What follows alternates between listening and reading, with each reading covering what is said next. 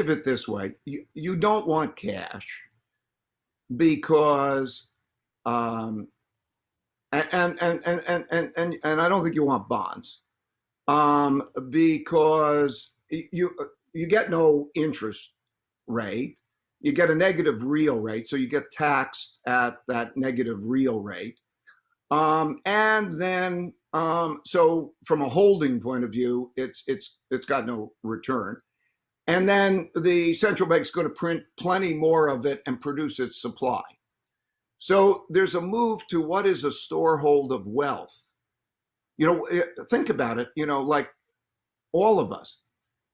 What is a good storehold of wealth? And if you look at history through times, it's basically almost the reciprocal of the value of money. And we see that from financing. When you think a company or an individual thinks I could borrow money at this level and I can lend it at that level, or I could buy my stock back at that level, you see that kind of movement. And so through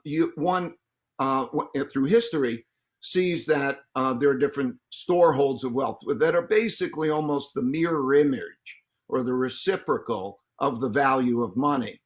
And so that storehold of wealth is equities. In other words, if you were to think about certain types of equities that are not, let's say, economically sensitive, but if you just buy a company and so on, and you think it's the reciprocal of that, and you think that and you realize that they have to put liquidity in the system, then it's equities, it's gold, it is what is the thing that is the reciprocal of the value of money that you have to hold your wealth in. And so that's what we're seeing. And you've seen it through history you could go to the dates. It's 15th, 1971.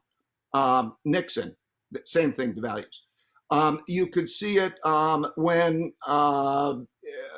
Mario Draghi in 2012 said, we'll do whatever it takes. You produce liquidity and you produce money, and that creates the bottoms in those markets because really you're dealing with a liquidity issue. The same in 2008, in November of 2008, it was the TARP plan and quantitative easing. So through history, I can take you back to the Dutch and so on. That decision that they're going to print money and buy financial assets and lend money to the government, which will also disperse money to the poor, to those who need money and the companies. That process has happened over and over and over again in history. And it means that, what do you hold during such things? You hold reflation assets. Doesn't mean inflation assets. What I mean is there's inflation in goods and services.